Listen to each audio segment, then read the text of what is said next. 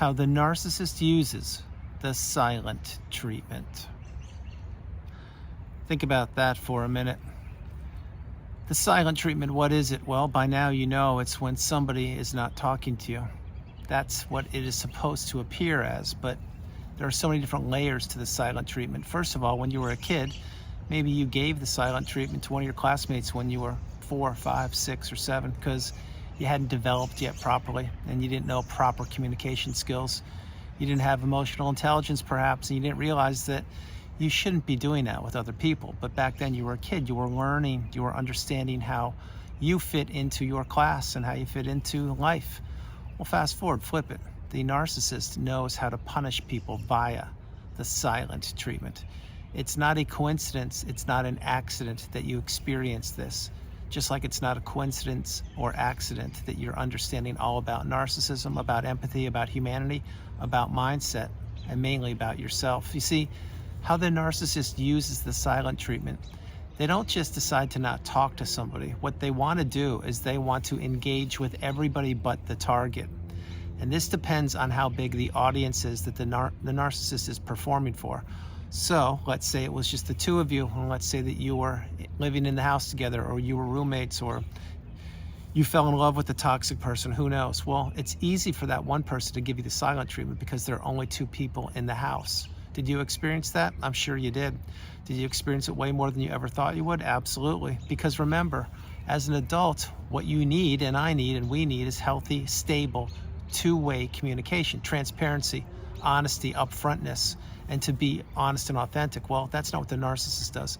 So when they don't get what they want, at times they use the silent treatment. Going back to the example, if it was just the two of you in the house, maybe they decided not to talk to you for an hour, which turned into 2 hours, 3, maybe it turned into a whole evening. And what were you doing? You were probably thinking of like, what did I do wrong? Are they okay? Did something happen?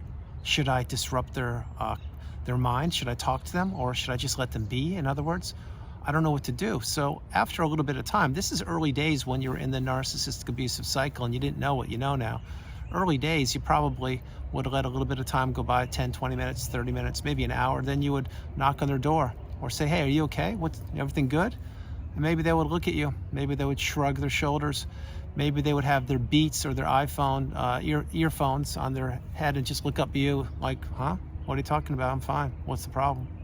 And again, you would be saying, well, in your mind, you would be saying, wait, what is this? Why aren't you talking to me? Well, again, you didn't realize you were being punished. You didn't realize that the oxygen was being sucked out of that house. You didn't realize that your life force was being taken from you. And you didn't realize that you were experiencing the silent treatment. The silent treatment was meant for you, the person who was targeted and being abused and manipulated, to go talk to the person who was abusing you and ask for forgiveness, or ask for communication, or ask them if they're okay. Essentially doing what they wanted you to do. They were trying to draw you in closer and closer. Now that's just one micro example of the silent treatment. Another one, let's say that you were living in a house with 4 people. Let's say, as an example, that you had 2 kids or 2 stepkids and you married the narcissist. Well, you were experiencing the silent treatment also, but the kids, let's say, as an example, they were being talked to like everything was normal. And you couldn't wrap your head around, why are you being treated differently? Well, you were being isolated, you were not being talked to, and you were being given the silent treatment. And the longer this went on, maybe it happened for a couple hours once, then maybe it rolled into a day, maybe it rolled into a weekend. And believe me, I'll escalate this for you right now, but as you watched the person perhaps that you fell in love with, who turned out to be a parasitic narcissist, as you watched them communicate with the kids but not talk to you, then you were saying, what's going on here? Like, did I do something wrong? And then you think, and you realize you did nothing wrong because you're upfront and you're honest and you were being transparent, like I shared earlier. And then you would be talking with the kids, let's say, and they would be talking to you and everything seemed to be fine. And they'd be saying, hey, how come so-and-so's not talking to you? How come your partner, your husband or wife isn't talking to you? Or my mom or dad, I don't get it. And you would be saying, I don't know either. Now, again, I'm referencing kids. Let's say that they're in their teens, late teens. Not kids, but it could be anything. Having said that, then you would be saying, I don't get this either. And then they would say, well, they're being nice to me. They're being normal to me. I don't know what's happening. And then that was driving a wedge between you and your partner, you and each of the kids. The kids were watching you squirm and you were one of the parents. And the narcissist knew all of this. See, they were trying to fracture the relationship with you and them and you and the kids. And essentially, they were trying to carve you out of that family. And this is what happened. So that's silent treatment example. I'll fast forward a little bit there. Let's say that turned into, let's say that was happening on a Wednesday and a Thursday. Now it's Friday and it's the weekend. And let's say that the four of you usually go away somewhere. Maybe you go to the beach, or you go skiing, or you go to museums. I don't know what you do. But you're going to do something, and then mysteriously you're cut out of those plans. You're not included. And then it's, let's say, Saturday morning, you wake up and everyone's gone, and there's no note, nothing, and you're wondering what happened. Like, where is everybody? Well, you're being given the silent treatment on a much bigger scale, but now you're actually being really discarded short term, which will turn into long term down the road, but you're being punished. And then when these people come back, let's say your kids or stepkids and the person you married who turned out to be a toxic narcissist, they would come back and on cloud nine, and there was cotton candy, and they went to the carnival or the show or the museum or whatever they did, and, oh, you missed it. Where were you? We were hoping you're going to be there. We tried calling and texting, but you weren't around. And you would be saying, that's not true. I was here the whole time and I wasn't invited. And what are you guys doing? I don't get it. Well, now you realize that you were being isolated again. Then let's say that the person you married, the toxic narcissist, as an example, maybe they want to start talking to you. Why do you think they would choose, let's say, Saturday after they blew up your whole morning and afternoon? Why do you think they would want to talk to you now? Because they know they just inflicted damage upon you. They know that you just missed out on spending time with the family, and they know that that relationship is about to end whenever they wanted to, not when you wanted to. And the silent treatment was one of dozens of instruments that they used to isolate you, to drive a wedge between you and the kids, to drive a wedge between you and them, and to drive a wedge between you and your mindset and your clarity. This is how you were questioning yourself. You were wondering, did you do something wrong? You were knowing that something was off, but you couldn't put your finger on it. I'll get back on the example. Let's say it's Saturday evening now, and now it appears that things are falling back into place, which means you didn't know it, but now you're being mini love bombed because you just got punished for being you.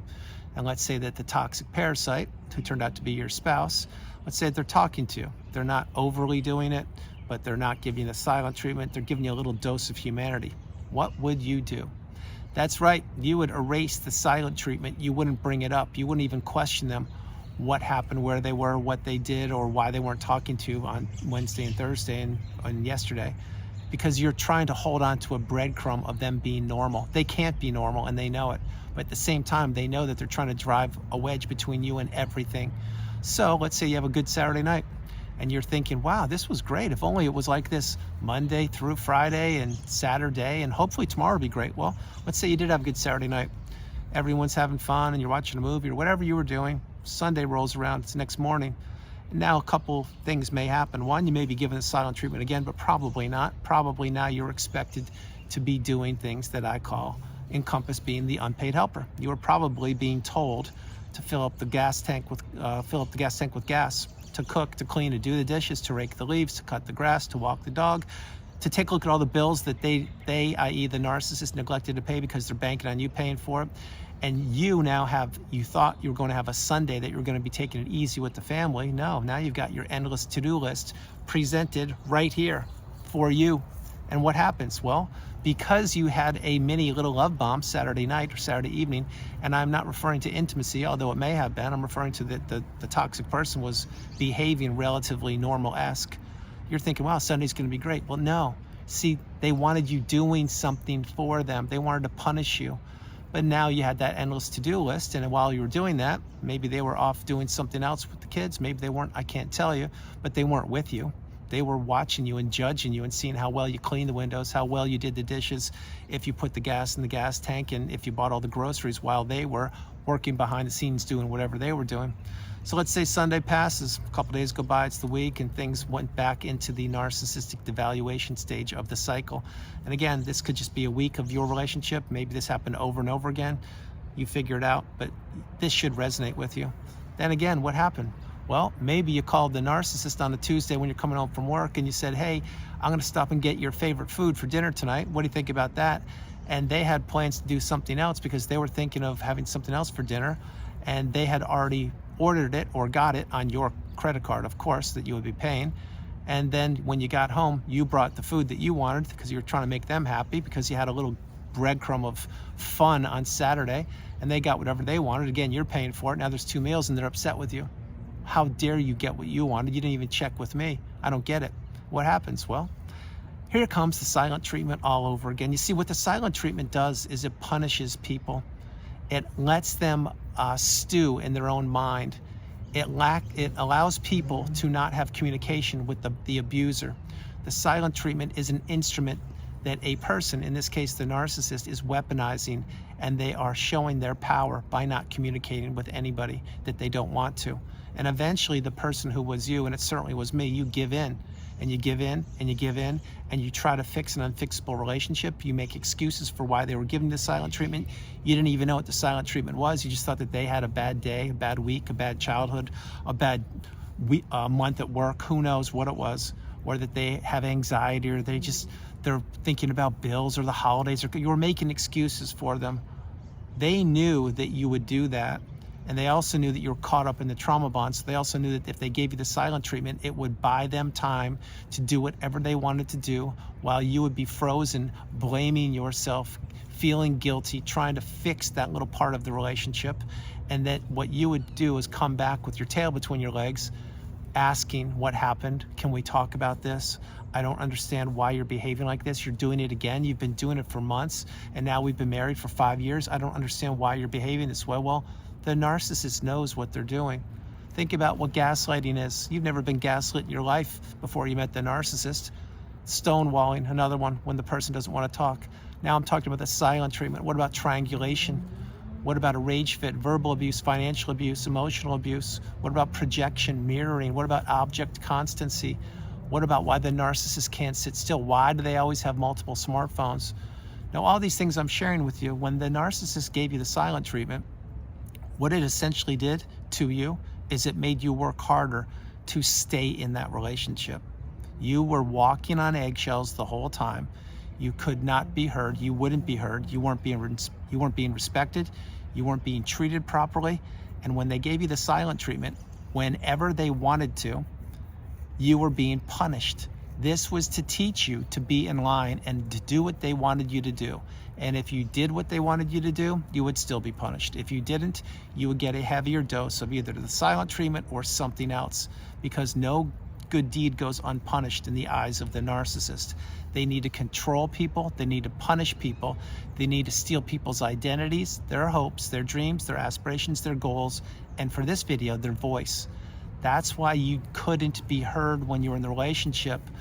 I shared this in videos over the years. I used to try to have communication with a toxic person who turned out to be the narcissist, and I would call it adult time. I used to want to sit down and talk like adults. Did those conversations take place? Yes, they did. Was there an adult conversation? On my behalf, there was. On the behalf of the toxic person, it wasn't an adult conversation at all. It was blaming. It was pushing my buttons. It was having me question myself. Why do you want to be with me? Why don't you just listen to what I tell you? That's not the right decision. I can't believe you don't let me do that. I'll do what I want to do. You don't own me. Who do you think you are? I can go out and get your replacement tomorrow. I shouldn't have married you. Here's a famous one I heard over the years. I shouldn't have married you. Somebody told me that I should have never married you. Well, think about it. If someone told another person they shouldn't marry somebody and they went through with it anyway, think about something. Was that fabricated? Was it made up? Was it real? I can't tell you. What I can tell you, one thing is, the narcissist will say whatever they want, whenever they want to say it, to have people doubting themselves. Now, going back, as the thumbnail mentions, how the narcissist uses the silent treatment, this is literally to choke you out of your life force. It's to have you stuck in an invisible prison. It's to have you blame yourself, feel guilty, and the narcissist is punishing you for doing this. I just gave you two examples. One when you were in the house with the narcissist, just the two of you, and another when you were in the house with other people. It's the same thing as this. Let's say that the two of you, you and the narcissist, no matter who they are, maybe it was your mom or your dad, maybe it was your romantic relationship or your friend, I can't tell you. But imagine or remember the days when you would go to a barbecue or an event or a dinner with friends. Well, what would happen on the way to that event? Let's say it was a dinner with your friends. Well, on the way to that dinner, you would be given the silent treatment in a car. And in that car, most likely, you were driving. And as you were driving, the narcissist, and you didn't know they were one, they were being quiet, but they were on their smartphone or giggling or laughing, and you were sighing and you were wondering why they're not talking to you and tried to break the ice. They didn't have anything to do with it. They said they were busy, they were working, they couldn't hear you, they didn't want to talk now, let's just get through the night, let's just get where we're going. They would make any excuse under the book not to communicate with you because they knew that the two of you were in a moving car. It was most likely your car on your dime, your gas. You paid for everything for the car. Now you were the indentured servant and the driver, and you were asking the narcissist, as they were the passenger and you were their driver, chauffeur, to talk. And they decided not to, intentionally and deliberately. Now, why do you think they would do that when you're on the way to a dinner? The reason they would do that is because they knew that you would be stewing. They knew that you would not be happy. They knew that it would disrupt your energy. And they knew that you had to be in charge of a 2,000-pound vehicle, a car. So as you got closer to your destination, say it was an hour away, maybe 2 hours away, as you got closer, what happened? Well, the narcissist began to bubble up a little bit more. Maybe they said a few words, probably not. You park in the parking spot, and wherever you parked wasn't good enough for them because they wanted to be up close and then in the first parking spot 1A, but you parked in the back because you didn't want your car to get dinged up by other car doors. So they weren't happy there, but any excuse, it wouldn't matter. Maybe you took a left turn when you should have taken a right, or maybe you said you would be there in 45 minutes and it took 46 minutes, it took a minute too long, or maybe it was 44, it took a minute too short, whatever it was, you'd be blamed for the whole thing. But now they get out of the car, and what do? They're glowing, they're beaming, they're laughing, they're smiling. What are they doing? They're self-auditioning for the performance they're about to put on for the audience of the people that you're gonna have dinner with. You get out of the car, the narcissist is 40 feet in front of you, walking like they're single, even though they probably still have their wedding band on, or maybe not. And now you are beat red because you just drove in a car, they isolated you, they gave you the silent treatment, they weren't talking to you, and now you're fuming. Again, you don't know what narcissism is. So now you get to the restaurant or the dinner with everybody, and now the narcissist is hugging everybody. They're canvassing the room, seeing who's looking at them and who is paying attention to them and who they are cheating on with you not knowing about, or who they're going to break up, which relationship they're going to break up next, or what they're going to steal from a best friend, wink, wink, whatever they're going to do. And then you walk in and everyone's looking at you like, hey, are you good? Everything okay? Like, you look kind of unhappy. I don't get it. Are you good? And you're like, yeah, I'm fine, everything's good. And you put on the fake smile because you're being trained properly and you're in love and you're now in a trauma bond and you just got punished for an hour ride going to wherever you're going in a moving car that you owned and you're paying for, and the narcissist gave you the silent treatment. So now what happens? You're there for 2 or 3 hours, everyone's laughing it up, having a great time, and you're trying to make eye contact with your partner. Let's say it's a romantic relationship. You're trying to make eye contact with them. They're ignoring you intentionally. They feel your eye presence upon them. They don't want to look at you or talk to you. And they're in corners of the rooms or the event area, and they're getting a little too close to people that you know and maybe you don't appreciate, or maybe you don't know and you're wondering who they are. And they're laughing it up, having a great time. And you go over and you say, hey, how's it going? You having a good time? And they look at you like you're from Mars, and they're like, can you please just get me some more water? I'm busy, I'm occupied. Or they give you a look as if with disdain. They kind of give you the stare, like, get away from me, that kind of thing. What happens? You're being given the silent treatment again. See, now you can't communicate to your spouse at the event, and people are seeing it, and some people are recognizing it, most people aren't. But what's happening? Everybody's getting the best of the person that you're in love with, which turns out to be the toxic narcissist. You get nothing. They're not talking to you. You're getting the silent treatment. Now, let's say it's time to go home. You say goodbye to everybody. You probably did it as a couple. That's for an appearance, to make it seem like everything's great when it wasn't. And now you're putting your game face on again and saying, yeah, wow, what a great time. It was remarkable. Good to see you guys. See you again next week, or see you in a couple months. It was so good to see you. That's what the face you put on, because you're trying to bite your tongue, because you were just given the silent treatment, not only the previous week on the car ride there during that event, but now you have to go home and you realize that you're going to be paying a price for you being you and going home. Now, when you're in the car ride, what happens? Well, of course, you're driving again and you're trying to pay attention. You're trying to ask them who they were talking to, what happened, did you have a great time, did you enjoy it, what was your favorite part of the evening? And now let's say that they do one of two things. One, they give you the silent treatment again, and now you're like, I can't believe this. But that probably didn't happen, but maybe it did. Probably what happened was they started telling you all about the people that they're going to triangulate you with. Oh yes, so-and-so looked amazing. They look so good. They look great. And you know what? You guys have the same build and you have the same everything, but they look so good. I don't know what they're doing. Or they talk to somebody else and they're doing hot yoga, or they're bike riding or taking a spinning class, or another person just started a business, or another person just inherited money, or another person is going on vacation to Italy or Rome for 3 months, or another person just got a promotion or something. See, what they're going to do is they're going to say things to put you down, and they're going to punish you, because no matter what you do, it won't be good enough. No matter what you did, it wasn't good enough. And no matter what the new supply ever does, they'll be punished just like you, or only worse. And yes, it will be worse, because as the narcissist ages, they become the aging narcissist. But then again, you're driving home, you're listening to all this, and you're thinking to yourself, are you kidding me? You just spent all of this time with all these people we barely know, or we don't know that well. You just made 3 new friends. You have 5 new phone numbers in your phone. You're texting all these people, and some of them are my age, some of them are younger, some of them are in great shape, some of them have a lot of money, some of them just got divorced, some of them are not loyal to their partner. But you're spending time with these people, and what did I just do? Well, I just got the silent treatment for a week. I just got punished on the car ride down here. I just had to bite my tongue and watch you triangulate with me, with everybody at the party. On the car ride home, you told me all about it, and you didn't ask me one question about myself. We get home, pull into the carport, get out, and what happens? As soon as you enter that door, enter the silent treatment again. See, it's all been nothing but a show, a performance of a lifetime played by the narcissist. You weren't even an extra on the stage of abuse. You were the target. You were the person being punished. You were the person who was regulating them, who was tolerating their poor behavior, who wasn't trusting your instincts or intuition, was ignoring red flags, and it wasn't your fault. This person placed you there. They gave you the silent treatment intentionally, willingly, and knowingly, knowing you would be blaming yourself, knowing they were breaking the relationship, knowing they were fracturing it, knowing they would triangulate you, knowing that you could never fix an irreparable relationship, and knowing you could never fix an unfixable relationship. Because the narcissist knows that each and every one of these relationships they become a part of all have an expiration date. And the reason they all do is because the narcissist does their damnedest to break every relationship.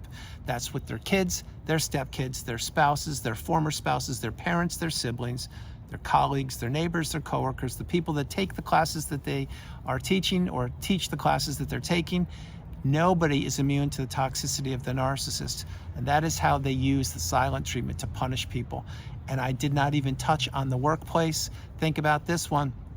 Maybe you were a manager of a department in a company, and maybe 1 or 2 of your employees started off really nice, and they were listening to you and doing everything they wanted to, and then they realized who you were, that maybe you were an empath and kind, loving, stable, healthy person, and that maybe you went to bat for them and got them a pay raise or 2 pay raises. And then what did they do? They said, wow, this person, which was you, and it was me, is such a good person, and they go to bat for the team, and I just got 2 pay raises in 1 year when I haven't had a pay raise in the last 5 years. What will I do? Oh, I know what to do. I'll give them the silent treatment to get another pay raise, or to get a bonus, or to get a holiday bonus, and I'll keep doing that. And when I don't talk to that person, which was you, and it certainly was me, they'll be punished, and they will never figure it out, because to me, I am abusing them, but to them, I'm just an employee, and I'm just doing my work. See, any way you cut it, if you're experiencing the silent treatment, it's not good. It's a person trying to control you, your mindset, your day, your week, your month, and any part of that relationship that you will stay in. You didn't have this wisdom in the past. Now you're acquiring it. Now you understand that the silent treatment is toxic. When you're an adult and someone's giving it to you, it's because they have a problem, not because you have a problem. But by design, the silent treatment is intended for the person who is being given the silent treatment to go crawling back to the person who is abusing them by giving them the silent treatment and ask them if it's okay. Did they do something wrong? Can we just talk? Can we work on the relationship? Is there something I can do? And the abuser, the toxic person who's giving the silent treatment, they know that this works. It has always worked, and it always will work with anybody.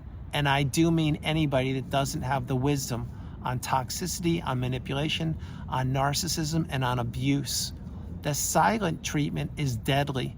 So I'm going to say one more thing before I close the video. When you were a kid on the playground or a kid in school, you were 5, 6, 7, as an example, and someone wasn't talking to you, you were a kid, you didn't know any better.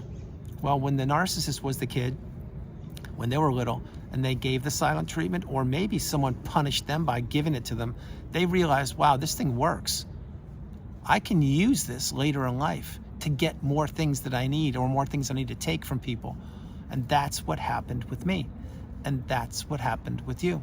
So fast forwarding post-narcissistic relationship, once you've healed or you're healing, now you should be able to identify the silent treatment rather easily. And when you see it, and my hope is you never do see it again, but when you see it, you should be able to understand that most likely, although not always, but most likely the person that is giving the silent treatment is the abuser. Not always, but most times. Because if you have two stable, healthy people in a relationship, you're going to have healthy two-way communication. When you don't, you're going to have one person be punished and the other person soaking in all of the supply or all the energy from the other person. There's your toxic narcissistic relationship in a nutshell. So everyone, that's the video. I hope you liked it. I loved doing it from the beautiful Carolinas. This is Andrew. Namaste. Have a great afternoon, evening, or morning. No matter where you are on the planet, you are not alone. I love you all, and I'll talk to you tomorrow. And I bounced around. I gave you 3 different examples here, maybe a couple more about the silent treatment. I will just share this before I close the video. I know you experienced it in the past. Maybe you didn't know what it was called. I didn't either. Now that you do, you need to realize that this is one of the abusive tools or techniques or tactics that is in the arsenal of the narcissist. You, most likely, have never given silent treatment to somebody, intentionally or deliberately. You've probably had to cut people out of your life by now, but that's not giving them silent treatment. That's erasing toxicity from your life, which is why, if you haven't done it by now, you should. Go no contact, block that toxic person, delete them, remove them and all flying monkeys and people associated with them, if not now, when. I will say this again before I close the video. You received the silent treatment. I am certain of it, specifically if you made it this far in the video. The person that gave that to you most likely is toxic. Any way you cut it, you have never given the silent treatment intentionally, because you wouldn't do that because you're healthy and stable and you want to have a fruitful, abundant life and you want healthy two-way communication. Well, the narcissist knew that. They punished you by administering the smear campaign, the silent treatment, and here we are. Having said all those things, if you have gone no contact and blocked that person and maintained your boundaries, that's not the silent treatment. Don't think it is for a second. That's insulating and protecting yourself with the newfound superpower, the newfound wisdom, understanding that toxicity has no room in your life or no place in your life. It should have never entered your life, but it did. And my wish was that you never went through the narcissistic abusive cycle. I wish I didn't either, but I did, and here I am, and you did, and that's why you're here. But now that you know what you didn't know, you can't unsee what you've seen. Now you can identify what the silent treatment is, and that's why you have to stay away from toxicity, because the narcissist is everywhere. You need to maintain your boundaries, maintain no contact, and continue to elevate and ascend. I love you all, and I'll talk to you tomorrow. Bye, everybody. Bye.